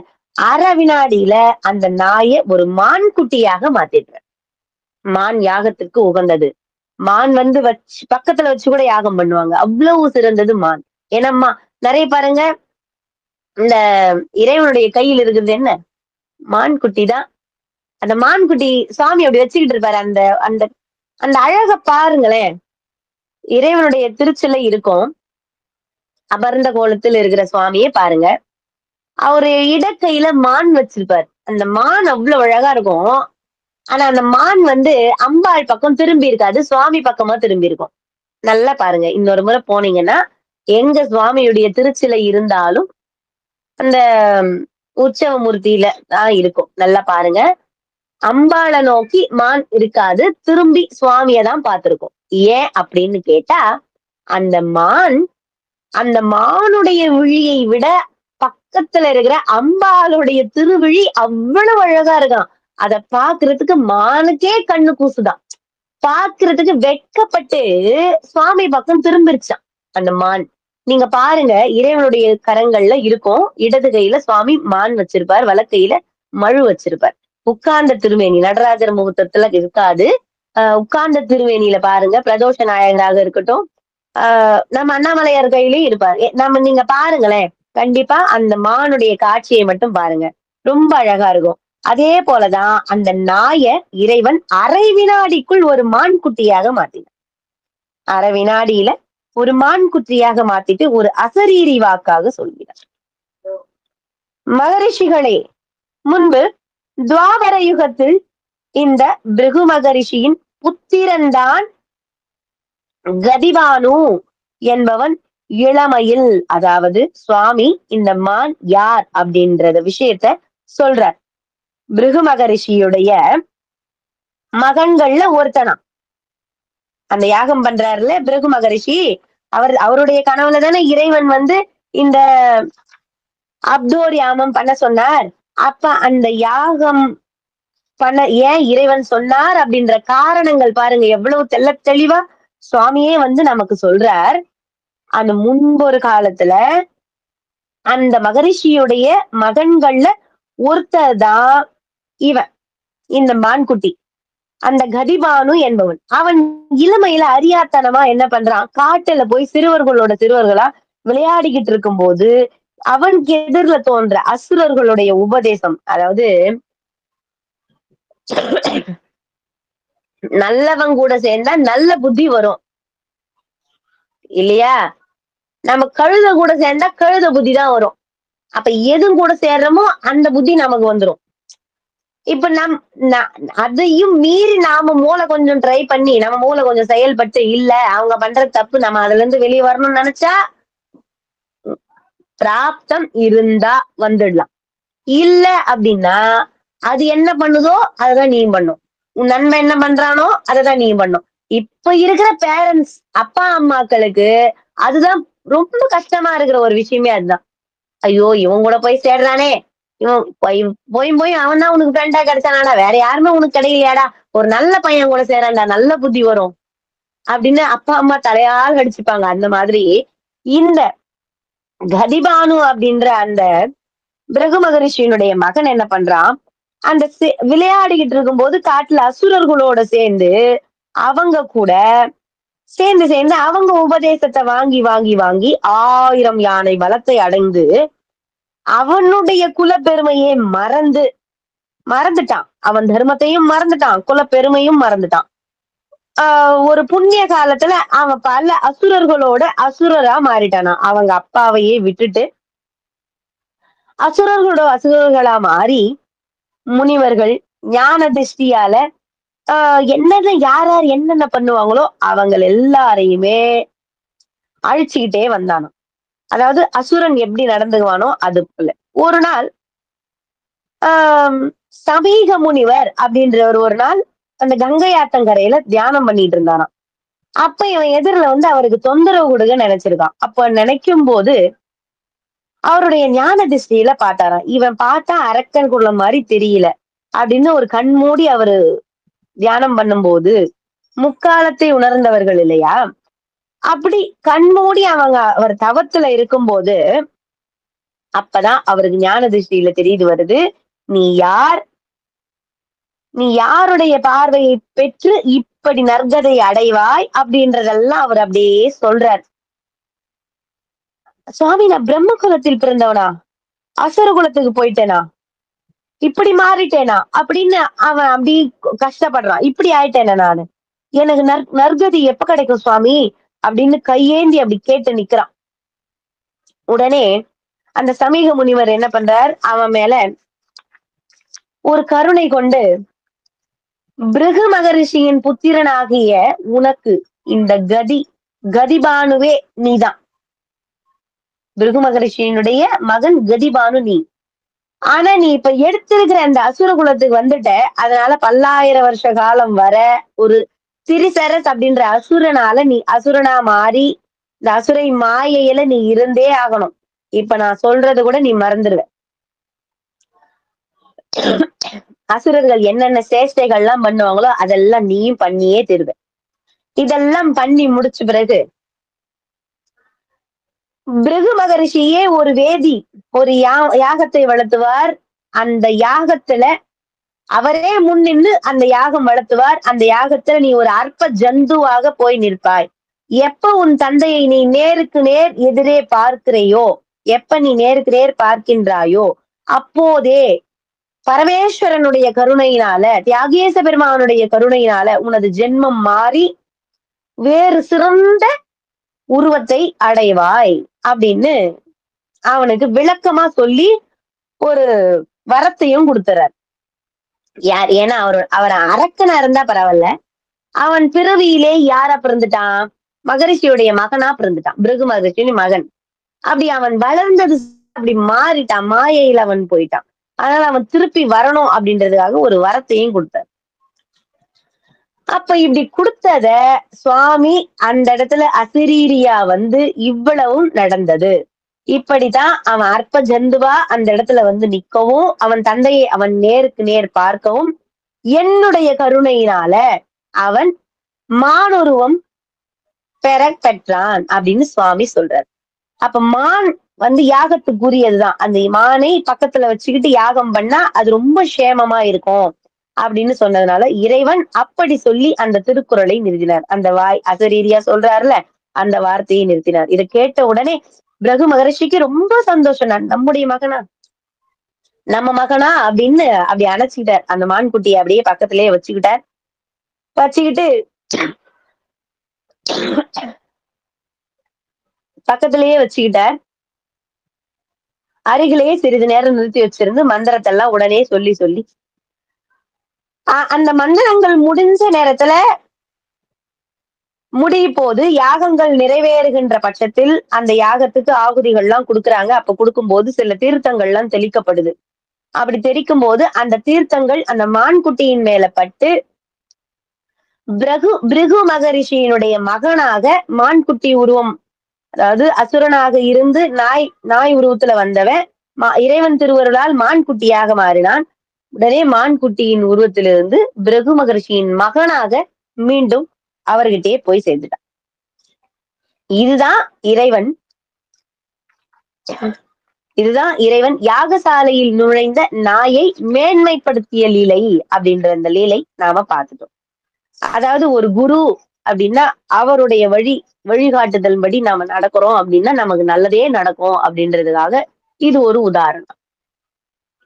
இப்ப அவர் குரு, அதாவது பிருகு மகரிஷி ஒரு மகரிஷி, ஒரு குரு. அவருடைய மகன் இப்படி ஒரு கெட்ட வழியில போயிட்டானே, அவனை திருத்தி கூட்டிட்டு வந்தவரும் ஒரு குரு, சமீகி முனிவர். அப்படின்னும் போது ஒரு குருவுடைய ஒரு வழிகாட்டுதல் இருந்தா நாம இறைவனை சென்றடையலாம், நற்கதியை அடையலாம் அப்படின்றது காட்டுறதுக்கு தான் இந்த லீலை. ஒரு கதை ஒண்ணு பார்க்கலாம். ஒரு குட்டி கதை தான். ஒரு முனிவர் இருந்தாராம். ஒரு குருன்னு வச்சுக்கோங்களேன். சீடனும் இருந்தான். அப்ப குரு சொல்றார், சீடன் வந்து நாம தான் கண்டு மூடி தியானம் பண்ண நமக்கு சாமி காட்சி கொடுக்க போறா, எதுக்கு குரு? நாம தான் இதெல்லாம் பண்ண நமக்கு சாமி வந்துட்டு போற. நான் தினமும் போய் சிவலிங்கத்துக்கு பூஜை பண்ணேன்னா எனக்கு சுவாமி காட்சி, நான் தினம் போய் விநாயகர் அகவல் பாடிச்சேன்னா எனக்கு விநாயகர் காட்சி கொடுத்துருவார். தினம் நான் அபிராமி அந்தாதி பாடினா அம்பாள் காட்சி கொடுப்பா. அப்ப எதுக்கு எனக்கு குருன்னு ஒருத்தர் வேணும் அப்படின்னு அவன் ரொம்ப நேரமா அப்படி பேசிக்கிட்டே வரான். அப்படி பேசிக்கிட்டே அவன் வந்துகிட்டே இருக்கும்போது குரு சொல்றார், சரிப்பா சரிப்பான்னு சொல்லிக்கிட்டே வர்றார். என்ன சாமி நான் சொல்லிக்கிட்டே இருக்கு, நீங்க அமைதியா வர்றீங்களே, எதுவுமே திரும்பி பேசலையே அப்படின்னு அவன் கேக்குறான். அவன் கேட்கும்போது குரு சொல்றார், சரி உனக்கு எதிரில என்ன தெரியுது அப்படின்னு கேட்டார். மரம் தெரியுது சுவாமி. அந்த மரத்துல என்ன கனி இருக்கு? மாம்பழம் இருக்கு சுவாமி அப்படின்னு சொல்றான். இந்த மரத்துல இங்க கீழே இருக்கிற கனிகள்லாம் வேண்டாம், அந்த மரத்துக்கு உச்சியில ஒரு கனி பழுத்த பழமா இருக்கு, குருவிகள்லாம் கொத்தி வச்சிருக்கு, ரொம்ப ருசியா இருக்கும். அந்த கனி நல்லா இருக்கும்னு நினைக்கிறேன். அந்த கனி எனக்கு வேணும்னு பறிச்சுக்கிட்டு வா. எனக்கு வேணும்னு கூட சொல்லல, அவர் பறிச்சுக்கிட்டு வான்னு சொன்னார். அப்ப என்ன பண்ணா, குருவுடைய வார்த்தையை மீறாம சரசரன்னு போனா, ஏறுனா வந்துருச்சு. மரத்தை ஏறிட்டான். உச்சி கிளைய அடைஞ்சான். அந்த மாங்கனிய பறிச்சு எடுத்துக்கிட்டு வந்தாச்சு. மாங்கனிய பறிச்சு எடுத்துக்கிட்டு வந்தவன் வேக வேகமா இறங்கி வந்து குரு கிட்ட குடுத்தான். குருவுக்கு ரொம்ப சந்தோஷம். பரவாயில்லையேடா, நான் சொன்னத நான் சரியா செஞ்சுட்டேன். நான் சொன்னத நீ சரியா செஞ்சுட்ட அப்படின்னு குரு சொல்றார். அப்ப சீடன் என்ன பண்றான்? சுவாமி எடுத்துட்டு வந்துட்டேன். இப்ப என்ன பண்ணணும்? சரி. நீ எப்படி எந்த தைரியத்துல நீ அந்த மரம் ஏறுன? அவ்வளவு பெரிய மாமரம். உச்சி கிளையில இருக்கிற பழத்த நான் கேட்டேன். எந்த தைரியத்துல ஏறுன? முன்ன பின்ன நீ மரம் ஏறி பழக்கமான்னு கேட்டாராம். மரமா? அதெல்லாம் நான் ஏறுனதே கிடையாது சுவாமி. மரம் ஏறுனதே கிடையாதா? அப்ப எப்படிடா? நான் சொன்ன உடனே ஒரே நிமிஷம் கூட யோசிக்காம வேகமா அப்படி போய் மரம் ஏறிட்டு பழத்த விட பழத்தையும் கொண்டு வந்துட்டேடா எப்படிடா? அப்படின்னு கேட்டானாம். இப்ப கேட்டதுக்கு சொல்லியிருக்காரு. சொல்லியிருக்கான். சிஷ்யன் சொல்லியிருக்கான். சுவாமி, நீங்க என் கூட இருக்கிற தைரியத்துல தான் போனேன். சப் அதாவது தவறி நான் கீழ விழுந்துட்டாலும் நீங்க என்ன காப்பாத்திருவீங்கன்ற நம்பிக்கையில போனேன். என்ன ஒரு உந்துதலா பின்னாடி இருந்து ஒரு உந்துதல். நீ முன்னாடி போ, நான் இருக்கேன்ற ஒரு நம்பிக்கையை நீங்க குடுத்தீங்க. நீங்க என் கூட இருக்கீங்கன்ற அந்த தைரியத்துல நான் போய் ஏறி அந்த பழத்தை கொண்டு வந்துட்டேன். ஆனா குரு சொல்றார், இப்ப நான் சொன்னது மட்டும்தான் நான். அதில் போட்ட உழைப்பு உன்னது. போனது நீ, மரம் ஏறினது நீ, உச்சிக்கலையை அடைஞ்சது நீ, கனிய கொண்டு வந்து இறங்கினதும் நீ. பத்திரமா இறங்கணும். மரம் ஏறுறது ஒரு பெரிய விஷயம்னா, இறங்குறதும் பெரிய விஷயம். இறங்கிட்ட, பத்திரமா வந்து பழத்தை குடுத்துட்டேன். அப்ப இதுல நான் எங்க வந்தேன்? உன்னுடைய சாமர்த்தியம், உன்னுடையது உழைப்பு. இப்ப இதுல என்ன ஏன் சேர்க்கிற அப்படின்னு கேட்டா, அது எப்படி சுவாமி? உங்கள வச்சுதானே நான் போனேன். நீங்க இருக்கிறீங்கன்ற அந்த தைரியத்துல தானே போனேன். நீங்க என் குரு இல்ல. நீங்க என்னை விட்டு போக மாட்டீங்கல்ல. எனக்கு எதனா ஒண்ணா நீங்க பாத்துப்பீங்கல்ல அப்படின்னு வச்சுதானே நான் போனேன் அப்படின்னு சொன்னாராம். அப்ப நீ கேட்ட பாரு. நான் போய் சாமிக்கு பூஜை பண்ணா ஏத்துக்க மாட்டாரா? குரு தேவையா? அப்படின்னு சொன்னேன்ல. அதுக்கான பதில் உன் வாயிலிருந்து நீயே சொல்லிட்ட பாரு. அப்படியா சுவாமி? நான் என்ன சொன்னேன்? அப்படின்னு சொன்னாராம். ஆமா. ஒரு குரு அப்படின்றவர் ஒரு படிக்கட்டு மாதிரி நமக்கு.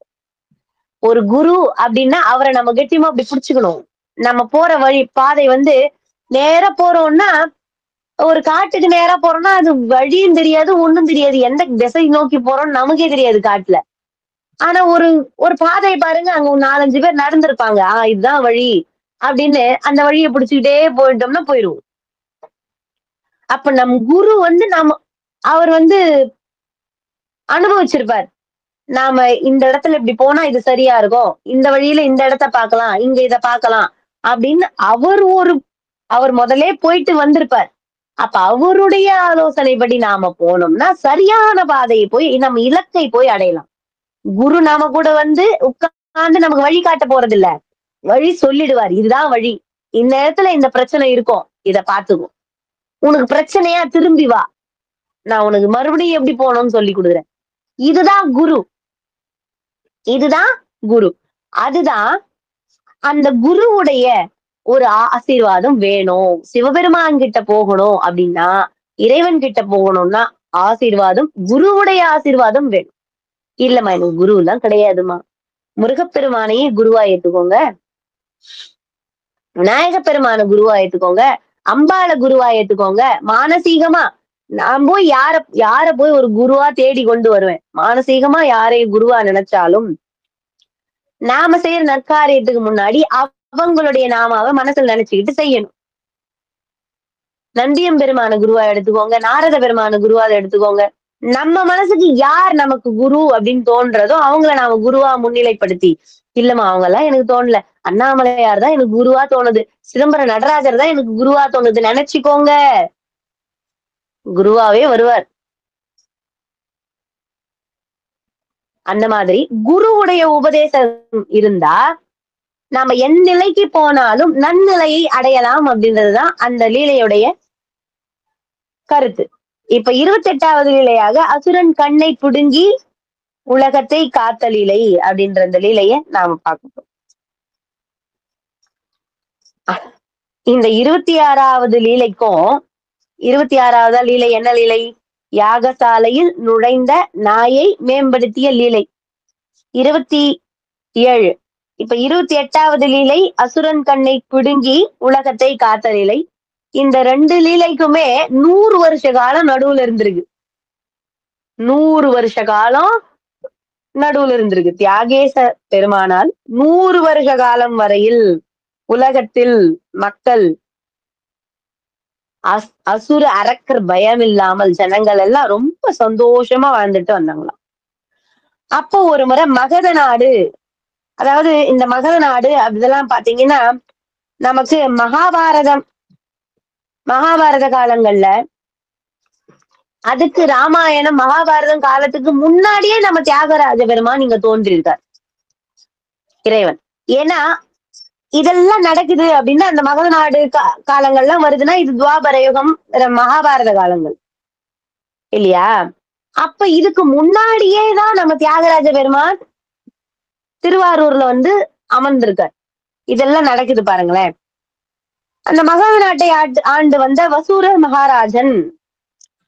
வசு சர்ம மகாராஜன் அவர் தன்னுடைய குல மந்திரியோட யோசன் பேர்ல வங்கதேசத்துக்கு அதிபதியாக விளங்கி பிரகஸ்தாசூரனுடைய சபைக்கு தன் தூதனை அனுப்பி பல்வாறு நல்லுரைகளை தெரிவித்த போதிலும், அரக்கர்கள் அப்படின்னா அரக்கனா இருந்தான். அப்ப கூட யாரு, பிரகாசுரன் அப்படின்ற ஒரு அரக்கன் இருந்தான். அந்த அரக்கனுக்கு ஒரு நல்வழிப்படுத்தி அவனை நல்லவனா மாத்திடலாம் அப்படின்னு நினைச்சான் வசூர சர்ம மகாராஜன். மகத நாட்டை சேர்ந்த வசூர சர்ம மகாராஜன் நினைச்சான்.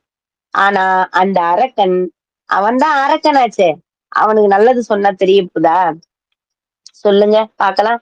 தெரியாது. அவன் எப்படியாப்பட்டவன் அப்படின்னா, அப்படின்னு கேட்டா,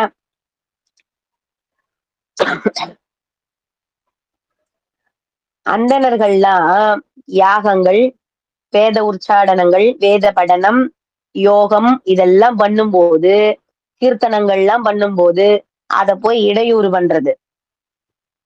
சில சமயம் அவங்கெல்லாம் ஒண்ணு சேர்ந்து இருக்கும்போது அசுரர்கள்லாம் அசுரர்களை மொத்த கூட்டமா அனுப்பி அவங்களுக்கு கெட்டது பண்றது.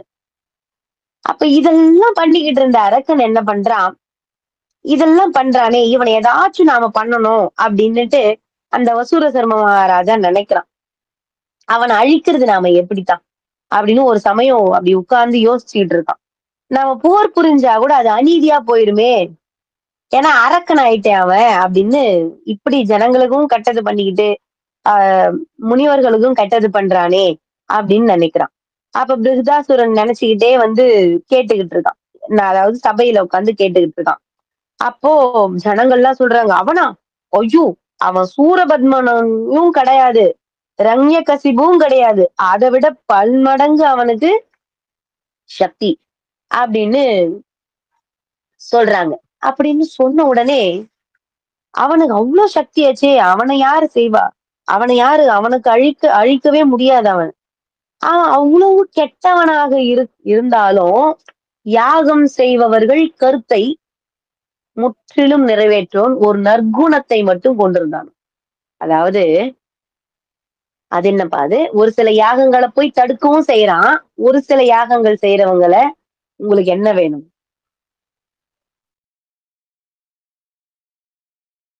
உங்களுக்கு என்ன வேணும், உங்களுக்கு இந்த நேரத்துல என்ன வேணும் அப்படின்னு பார்த்து பக்குவமா அவங்க கிட்ட நற்குணங்களையும் காட்டுறான். உங்களுக்கு என்ன வேணும்ன்றத கேளுங்க. அவங்கிட்ட ஒரு யாசகமா போய் யார் என்ன கேட்டாலும் அதை இல்லைன்னு சொல்றது இல்ல. அது நீ யாரனா இரு, அவங்கிட்ட யாசகன்னு போய் கேட்டா நீ நற்குணம் உடையவனாகவனாச்சும் இரு, நீ கெட்டவனா இருந்தாலும் பரவாயில்ல, நான் கொடுக்குற பணத்தை நீ கெட்ட வழியில செலவிட்டாலும் பரவாயில்ல, நீ ஈனக்குலத்துல பிறந்தாலும் பரவாயில்ல, கெட்ட எண்ணத்தோடு வந்தினாலும் பரவாயில்ல, ஆக மொத்தல அவன் பண்றது தானம் தர்மம். கேட்கிறவங்க கேட்கிறபடி கேட்ட பொருள் கொடுத்துருவான். அந்த அளவுக்கு அந்த தர்ம சிந்தனை அவங்கிட்ட இருந்துச்சு. அந்த ஒரு நற்காரியம் மட்டும்தான் அவனை காப்பாத்திக்கிட்டு வந்துச்சு. அத்தனை தீமைகள்ல இருந்தும் அவனை காப்பாத்திக்கிட்டு வந்தது அந்த ஒரு நற்குணம் மட்டுமே தான். ஒரு சில நேரத்துல என்ன பண்ணுவானா,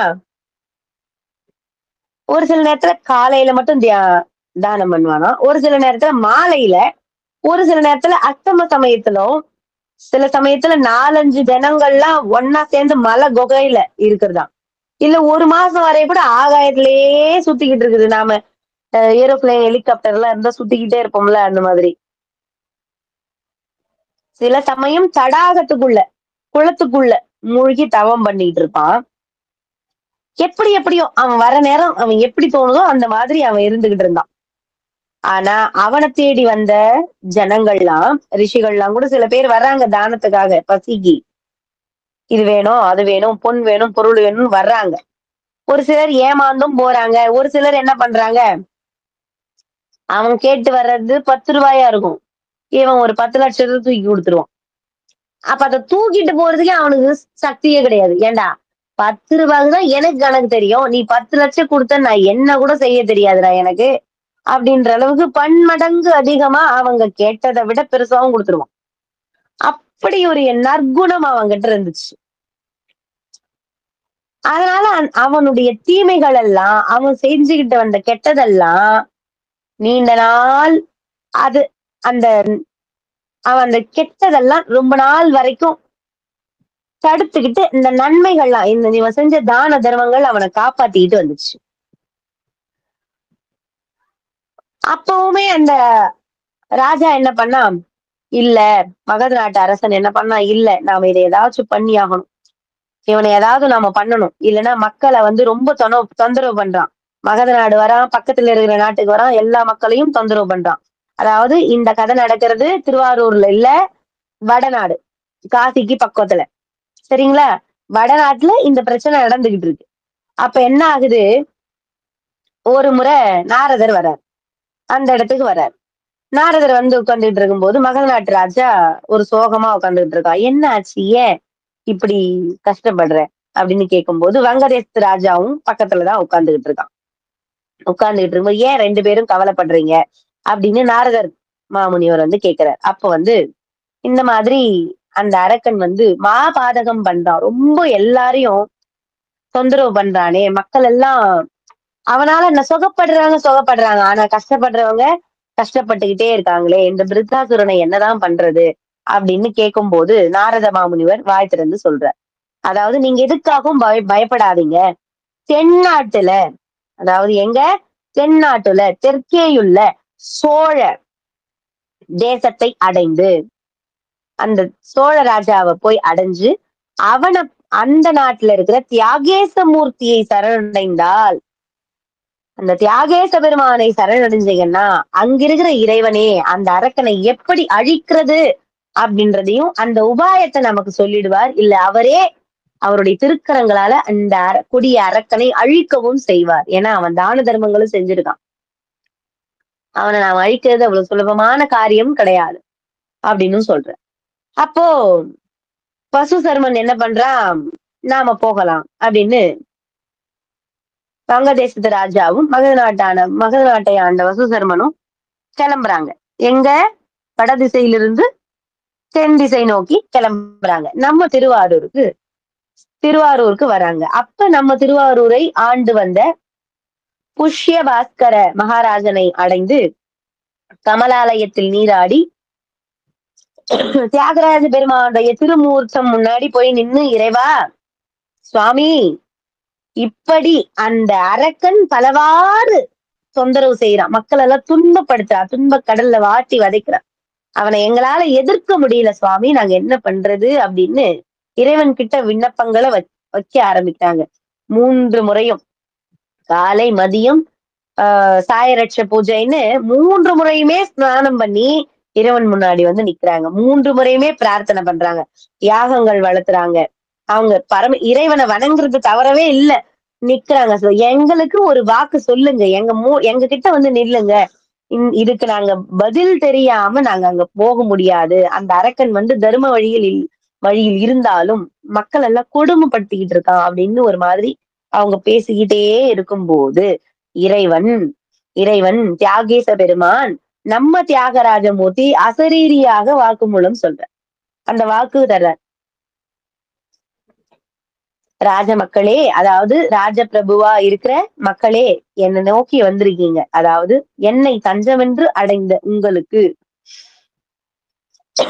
ஒரு நல் உபாயம் அளிக்கிறேன் கேளுங்கள் அப்படின்னு சொல்றார். இன்னும் சில தினங்கள் தான் அந்த அரக்கனை நாம் மாய்த்து விடுவோம் அப்படின்னு சொல்றார். அந்த பூபாலர்கள் இருவரும், அதாவது அந்த ராஜாக்கள் இருவருமே ரொம்ப சந்தோஷம் அடைறாங்க. அவரை திரும்ப திரும்ப அவரை பணிஞ்சு ஒரு திருவாரூர்ல 2 மேகம் போல் அப்படி ஒண்ணா வாழ்ந்து மேகங்கள்லாம் ஒண்ணோட ஒண்ணு ஒட்டிக்கிட்டு இருக்கும்ல, அது போல ஒண்ணா வாழ்ந்து சுவாமியுடைய திருப்பாதத்தையே அடைஞ்சாங்க. அது இறைவா, தியாகேச பெருமானே இவ்வளவு கருணையா நாங்க என்ன பண்ணிட்டோம்? வந்து உங்ககிட்ட ஒரு விண்ணப்பம் தான் வச்சோம். அப்பா இது எனக்கு நிறைவேறணும். அதான் நம்ம சுவாமி கிட்ட கேட்கிறத பார்த்து கேட்கணும் அப்படின்றது. அவரா குடுத்தா அது கருணை. நாமளா கேட்டு வாங்கிட்டோம்னு வச்சுக்கோங்க, மாட்டேன்னு சொல்ல மாட்டார், குடுத்துருவாரு. பிறவியா இருந்தாலும். நீ கேட்டத குடுத்துருவாரு. அனுபவிக்கணும் நாம. டக்குன்னு போய் சுவாமி, இந்த ஜென்மத்துல தான் என்னை இப்படி கஷ்டப்பட வைக்கிற. அடுத்த பிறவியாவது நல்ல பிறவியா குடுன்னு கேட்டுறாதீங்க.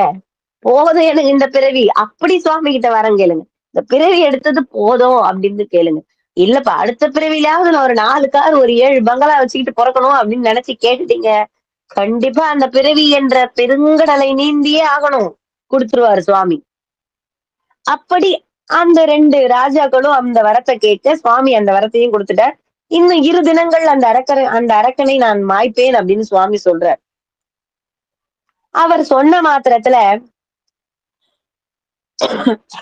அப்படி சொன்ன மாத்திரத்துல அந்த பிருகாசுரன் என்ன பண்றான், சரி நாம என்ன பண்ணலாம்? அப்படி இது நம்ம நாடு தானே. வடநாடு, தென்னாடு எல்லாம் நம்ம திசைகள், நம்ம நாடு தானே. உலகமே நம்மள் தானே. சரி நம்ம அப்படி திருவாரூர் பக்கம், திருவாரூர்னு இல்ல, அப்படி தென்னாட்டு பக்கமும் இந்த பக்கம் எல்லாம் போயிட்டு வரலாம் அப்படின்னு அந்த அரக்கனும் வரான். அப்படி வளர்ந்துகிட்டே வரும்போது சுவாமி என்ன பண்றார், அந்த அரக்கன் அப்படி வரான், பிருகாசுரன் வரான். அவன் கூட 11 மாயாவிகளையும் சேர்த்து வரான். பிருகாசுரனுடைய சேர்த்து 12 பேர் மொத்தம். இவங்க 12 பேரும் வராங்க. தியாகேச பெருமான் ஒரு வேதியர் உருவம் எடுத்து, ஒரு வேதியர் போல வரார், அந்தணன் போல வரார். அங்க கமலாலய குளக்கரையில ஒரு அந்த தீர்த்த கரையில உட்கார்ந்து ஒரு யாகம் வளர்த்துறார். ஒரு பெரிய யாகத்தை வளர்த்துறார். அந்த யாகத்தை வளர்த்தி கொண்டே இருக்கார், வளர்த்தி கொண்டா இருக்கார். இதை பண்ணிக்கிட்டே இருக்கும்போது அவனுக்கு கண்ணுல அப்படி படுறது, இது என்ன ஒரே ஓம புகையா இருக்குது. இந்த நாடு பார்த்தா நல்லா செழிப்பா தானே இருக்குது. எதுக்கு இவன் இங்க எடுத்து உட்காந்து ஓமம் பண்ணிக்கிட்டு இருக்கான்? சரிவா என்னன்னு போய் பார்த்துட்டு வந்துருவோம் அப்படின்னு அதை கெடுக்குவாத அவன் வரணும்ல. அப்ப வர்றான். அப்ப வந்த உடனே அந்த பிருகாசுரனும் அவனுடைய கூட்டாளிகள் 11 பேர் மொத்தம் சேர்ந்து 12 பேரும் அப்படி இறங்கி நிக்கிறாங்க. அந்த யாக குண்டம் சுத்தி நிக்கிறாங்க. அப்படி நிக்கும் போது இறைவன் அந்த இடத்துல யாகாக்னி ஜுவாலைக்கு முன்னாடி நிக்கும் போது சுவாமி யாகத்தை வளர்த்திக்கிட்டே இருக்கார். வந்து கேக்குறான், யார் நீங்க? இங்க வந்து யாகம் பண்ணிக்கிட்டு இருக்கீங்க, யாகத்தை வளர்த்திக்கிட்டு இருக்கீங்க, யார் நீங்க? உங்களுக்கு என்ன? இதை முதல் நிறுத்துங்க அப்படின்லாம் அவன் சொல்லிக்கிட்டு இருக்கும்போது சுவாமி வந்து, ஆஹா அசுர மகாராஜா வந்துட்டீங்களா? நம்ம சுவாமி சொல்றாரு, அசுர மகா பிரபுவே வந்துட்டீங்களா? உங்களுக்காக தான் காத்துக்கிட்டு இருக்கேன். எனக்கு நீங்க வந்து தர்ம பிரபுன்னு நான் கேள்விப்பட்டேன். நீங்க கேட்டது கேட்ட மாதிரி குடுப்பீங்க, கேக்குறது கேக்குற மாதிரி உடனே எதையானாலும் கொடுத்துருவீங்கன்னு கேட்ட சுவாமி. எனக்கு இப்போ ஒரு பொருள் தேவைப்படுது, ஒரு திரவியம் தேவைப்படுது. திரவியம்னா நீர் போன்ற ஒரு பொருள். திரவியம் தேவைப்படுது அப்படின்னு சொல்லிட்டு சுவாமி கேக்குறார். அப்படி கேட்கும்போது இவனுக்கு ஒரு பெருமையாயிருச்சு. ஆஹா பரவாயில்லையே, நமக்காக தான் இவரு காத்துக்கிட்டு இருக்காரு போல இது அப்படின்னு இவனுக்கு அப்படியே பெருமையாயிருச்சு. பெருமையானவன் என்ன பண்றான்,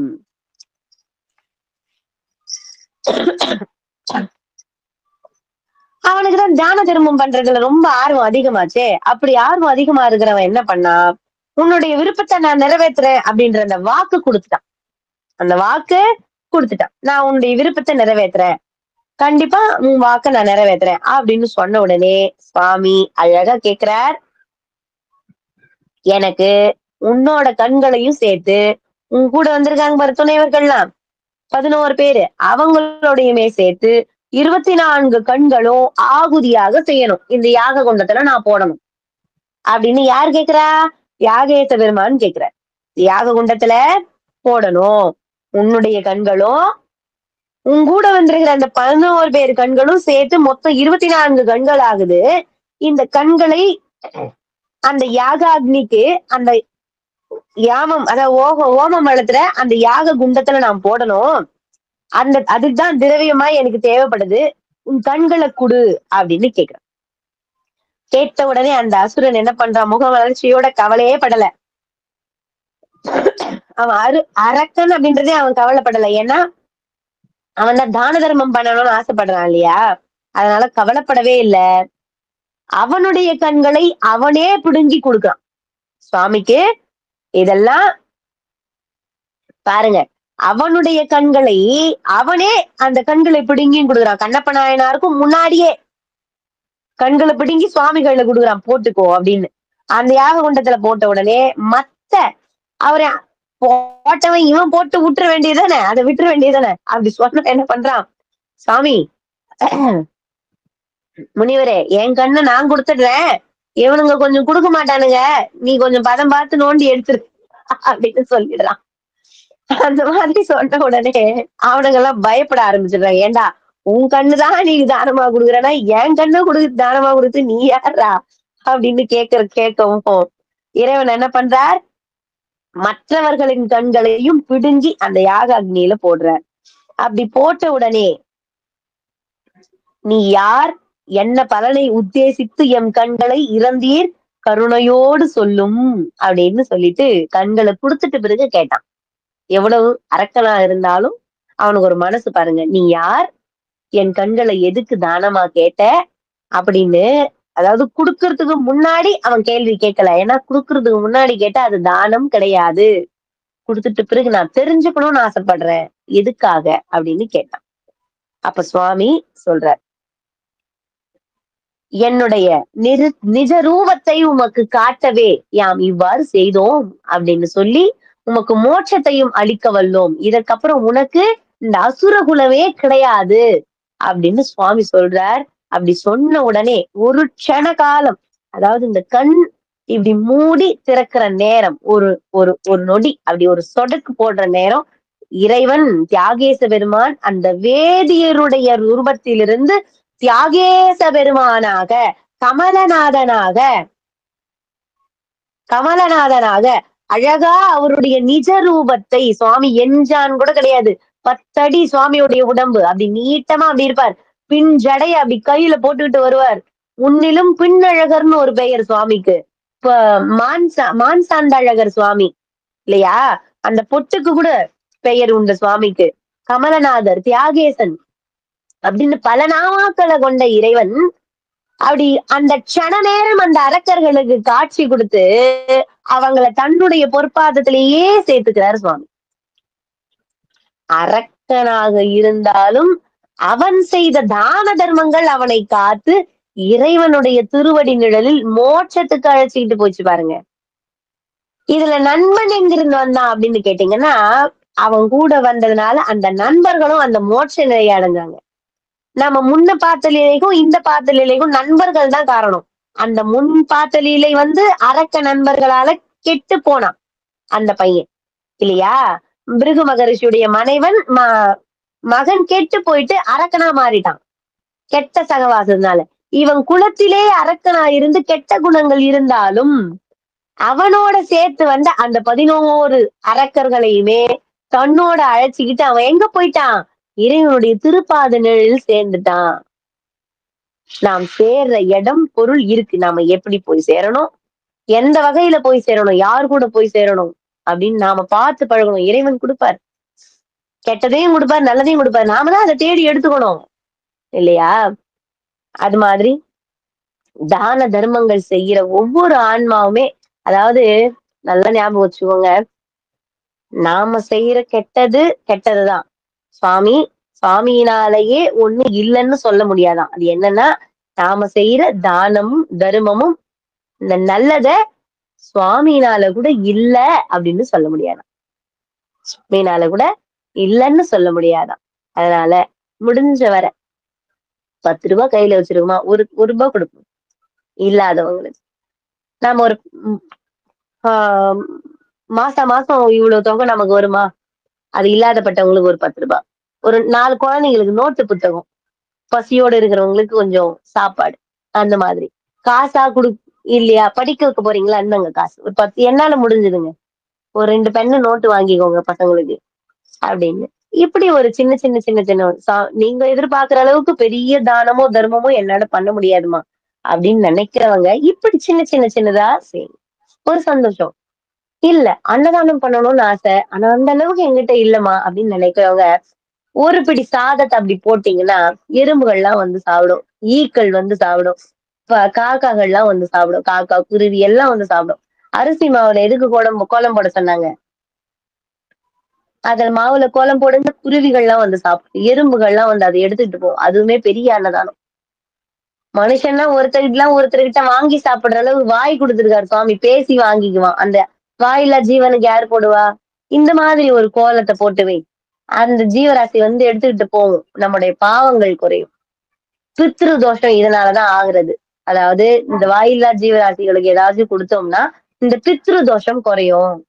ராத்திரி படுக்க போகும்போது சும்மா வாசப்படியில ஒரு 4 சர்க்கரைய தூவிட்டு படுத்துக்கோங்க. காலையில எழுந்தா அந்த சர்க்கரை இருக்காது. ஏதோ ஒரு ஜீவராசி எடுத்து போயிருக்கும். சாப்பிட்டுருக்கும். அது ஒரு சின்ன உதவிதான். அதுக்கு நாம பண்றது. அப்படின்னா, அது கூட எனக்கு புண்ணியம் அப்படின்னு நினைச்சிட்டு பண்ணாதீங்க. இறைவன் செய்தது. இன்னைக்கு என் கையில இருந்து சுவாமி செய்ய வைக்கிறார். திருச்சிற்றம்பலம் குடுத்துட்டு போட்டு போயிரே இருங்க. திருச்சிற்றம்பலம். சிவாய நம. சிவாய நம. அவன் கணக்குல போய் சேர்ந்துரும். இது அவன் கணக்குல போய் சேர்ந்துரும். அவன் கணக்குல போய் சேர்ந்துரும். சிவாய நம. சிவார்ப்பணம். சிவார்ப்பணம். சிவார்ப்பணம்னு அப்படி குடுத்துருங்க. இது நான் பண்ணேன் அப்படின்னு அந்த நினைப்பு மனசுல வந்துருச்சுன்னா கூட அது நம்முடைய தான கணக்குல போய் சேர்ந்துரும். தர்ம கணக்குல சேராது. இறைவன் எழுதுறது தர்ம கணக்கு. நாம பண்றது தானம். தான கணக்குல வேண்டாம். இறைவன் கணக்குலயே இருக்கட்டும். ஆண்டவன் தான் குடுக்க வச்சான். ஆண்டவன் தான் இத பண்ண வச்சான் அப்படின்றது இருக்கட்டும்.